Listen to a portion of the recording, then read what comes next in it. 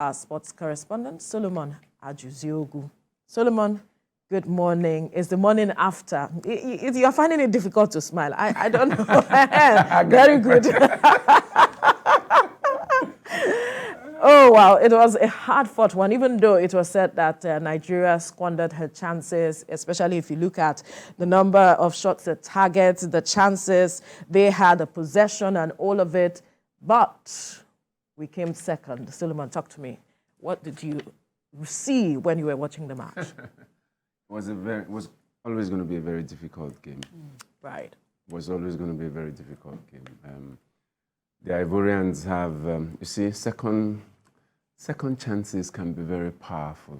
Right. Yeah, they got that second chance. They rose like a phoenix. Exactly. I mean, coming from the group stage where there was uncertainty about their qualification, and Nigeria doing them that favor, you know, as it were. So a team that literally came from the dead suddenly found a new lease of life with a local coach. Well, the foreign coach... you have to mention that. Yeah, it's important. The last time Nigeria won this tournament, Nigeria won with a local coach. Group game. Yes. So they understand what it is to play against these people on their home soil, you know, and more so that they scored the first goal. So it showed that the Super Eagles had belief. They were calm, they were relaxed, but there was also a problem. The 3-4-3, which the coach adopted to play, had its variation. That team was a largely home-based team that got to the final against the same Algeria, where Nigeria 5-1 in the opening game, in the opening group game, going on to defeat Nigeria 1-0 in the final in Algiers in 1990. It was a similar situation, okay? So you recalibrate the team for tournament purposes. You sit out to open scoring. Now, that's important, okay? Right. So how do you suddenly change when you seem to have the upper hand in terms of the goal tally? Coaches usually don't like to do that. Two things. Why do I need to change my formation when I am leading? Right. Why do I need to change my formation when I have the largest chunk of possession in the game? So even if the goals hadn't come, possession shows I'm dominating the game. So coaches are not always quick to tweak formation. So Nigeria was ahead. So why would the coach change the formation where he had scored the goal? Against the odds, Nigeria scored the goal first. So what Nigeria could have done is to look for the opportunity to put the game to bed. When you sit deep and you wait for the opponent to come at you, then it means you have to depend on fast break. So you need to calibrate the team for counter-attacks. I wouldn't say that this team in the final played counter-attacking football. Okay, I wouldn't say, because that's the way you do. You wait, you suck them in. You allow them play their high line. They will always play the high line. Once they are in possession, they control play, they are dictating the pace of the game. The first 22 minutes of the game, the Ivorians came at us. The Eagles held their nerves and then got the first goal. You know, so that should have, I thought that should have unsettled the Ivorians. And then that would have been our advantage to put the game to bed, you know. But because we did not put the game to bed, one goal is always a very difficult thing to defend. Well, because suddenly the opponent will think, okay, we have them. We can, once we equalize, then we can go for the game. We can go for the killer. The Eagles did not try to put the game Perhaps to we were bed. hoping it would run into penalties and all of that. Well, I don't know. Maybe they thought they could defend it because the approach had been, I need just one goal. I mean, the coach's approach is, I need just one goal. It's been a very defensive team. Don't forget that this team, apart from the 2-0 victory, one of the matches where we won 2-0, the team had always one goal. Yeah. You score one goal, you defend it, you know, you sustain it. So scoring one goal again. Well, you can say that again. But there's something I really want to talk about. Silver isn't bad. Even though we feel that a nation of almost 200 million people, of about 200 million people, we should do better than those who are not up to 50 million. You know, sort of, we have the talent. What we have seen in this tournament is that countries that had played catch-up with us, they look like they are catching up, really.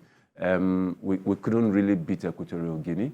The South Africans that we used to whitewash were able to hold us. They do not have as much talent as we have. We have better talents, but we are probably not as organized as they are. The South Africans came with a huge chunk of home-based players from the PSL, and you see their performance against our own foreign armada, as we call them, the foreign legion of players we brought from all over the place. They caught up with us. We were only able to beat them via penalties. It shows that other people are catching up with us.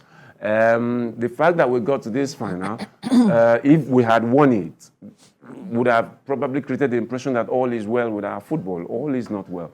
Don't forget that the Super Eagles don't have a home at the moment. So they either play in Asaba, in Uyo, in Port Harcourt, or somewhere else, you know. The Super Eagles don't have a home, unlike when we used to have the Lagos National Stadium, which was a fortress. Yes, there's a national stadium in Abuja, but it is hardly the fortress that the Super Eagles, that the Nigerian national teams know. Lagos had always been the place of the fortress. But here we have a stadium there that is rotting away, and then there is some discussions about concessioning it that is not even transparent, and we hear that there is plans to, you know... Could Abuja, you know, come in at this stage? See, in England, the spiritual home of football is Wembley. Every tournament you play in England, so when you play the FA Cup, the EFL Cup, which is organized by the FA, everybody talks about, oh, to Wembley. We are going to Wembley. It's a ritual. It's something spiritual for them. So when you play the FA Cup and you qualify for the final, wherever you are in the whole of England, they talk about, oh, we are going to Wembley. We are going to Wembley. That's a spiritual home of Nigerian football, as it were. That's where the biggest landmark in our football had taken place. That's the fortress of the Eagles. That's where Okwaraji died. Yeah. That's where that's the UAC area, where you could say, yeah, Teslim Balogun and National Stadium. But that area, it used to be the old UAC ground, you know, and all of that, where we played football. We need to revitalize it. You know, the former sports minister then had demolished most of the shops in there, had sent people packing to clean up the place. So we're talking about cleaning up the place and renovating it, bringing it back to life. Then now we are talking about either selling it, concessioning it. What is exactly this plan? What is on the table? People have died because of the things that happened in the stadium. Yeah. A lot of people have died. People whose shops, whose livelihoods, whose investments in the stadium were completely destroyed in order to clean up that stadium. People died. While the Super Eagles was playing in Ivory Coast, people died for the game. Yeah. So that is the spiritual home of Nigerian football. We need to bring it back to life. I think that the states, since it's a national asset built with federal money, I think that the state should have a say in the national asset. Someone shouldn't just sit somewhere and with a wave of the hand just decide to give away the stadium to someone. What will it look like in the whole of Lagos? This is where people have places to train. There are not, you don't have a lot of places where people play. Absolutely. But the National Stadium is one of the most expansive places where people come from all over. They come there to train. Even when they are not using the main bowl, the surrounding environment is there to play because it's one of the best facilities ever built in this country. Right. Let's look at Pasiero. At this point, recall that Jose Mourinho was saying that, he wished that because they are close, according to him, he's Portuguese, and he said that no Portuguese had won any African tournament. That's what Jose Mourinho was saying, and so he would have loved that Pasiero, win the AFCON. But as it is now, Pasiero has still written his name somewhat in gold. Well, this was how Clemens Westerhoff started. Clemens Westerhoff took over the Nigerian team without being able to qualify for the 1990 World Cup. We were eliminated in Douala, or was it in Yaoundé in Cameroon?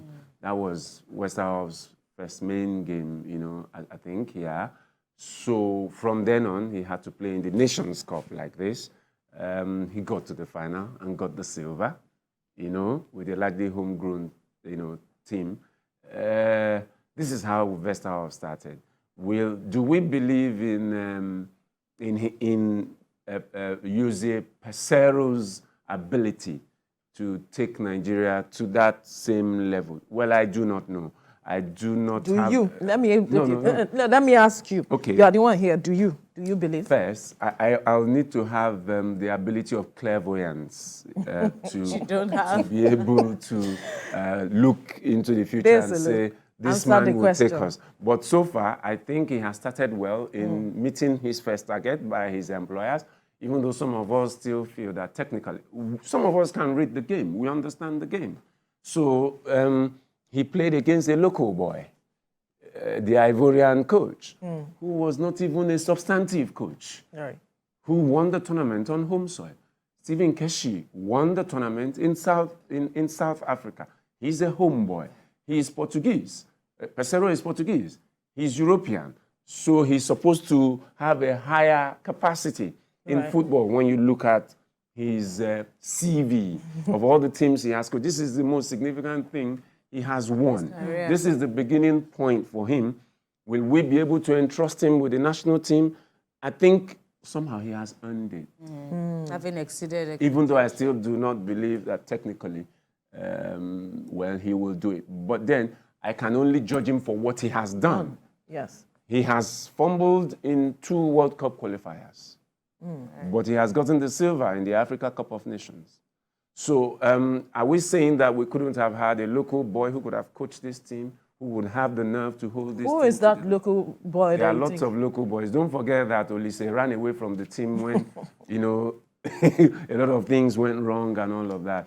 Don't say there are no. There is a Nigerian coach who is doing well in Europe. There are so many of them who are trained in Europe, who have first-class coaching licenses, European coaching licenses to coach the team. They are coaches. All we need to do is that what we give to these foreigners when they come, we need to give them the same thing. Right. And they will excel. That's key. You know, and they will excel. So Emasifai, the local boy, has won the tournament against our own Jose Pesero, who is Portuguese. We need to give him some accolade for that. Right. You know?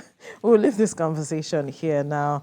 Solomon Ajuziogu, our sports correspondent, thank you for your time on the program. Thank you for having me.